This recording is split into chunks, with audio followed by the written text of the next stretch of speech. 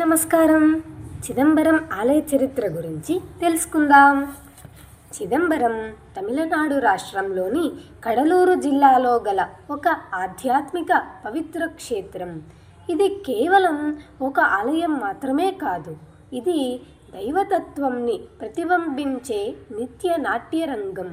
ఇక్కడ దేవుడు నాట్యరాజుడు నటరాజ స్వరూపంలో దర్శనమిస్తాడు. సృష్టి, స్థితి, లయం అనే త్రివిధ శక్తుల ప్రతీకగా ఈ ఆలయ నిర్మాణం క్రీస్తు శకం 6వ శతాబ్దంలో ప్రారంభమై చోళవంశ రాజులు దీనిని మహావైభవంగా తీర్చిదిద్దారు.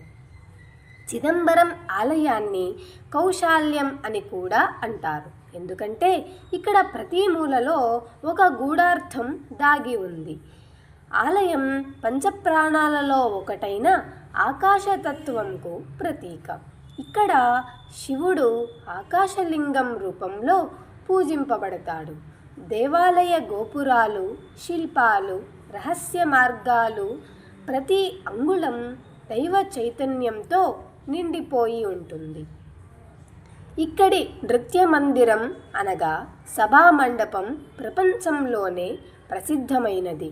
ఇదే స్థలంలో లార్డ్ నటరాజుడు తన దివ్య తాండవ నృత్యాన్ని ప్రదర్శించినట్లు శాస్త్రాలు చెబుతున్నాయి. ఈ తాండవం సృష్టి మరియు లయానికి సంకేతం. శివుని చుట్టూ ఉన్న అగ్నిచక్రం, ఆయన కాళ్ళ కింద నలుగుతున్న అపస్మారుడు, ఇవన్నీ మనలోని అజ్ఞానాన్ని జయించే జ్ఞానానికి ప్రతీకలు.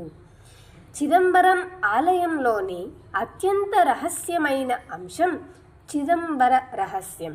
గర్భగృహంలో తెర వెనుక ఎటువంటి విగ్రహము లేదు, అది శూన్యం.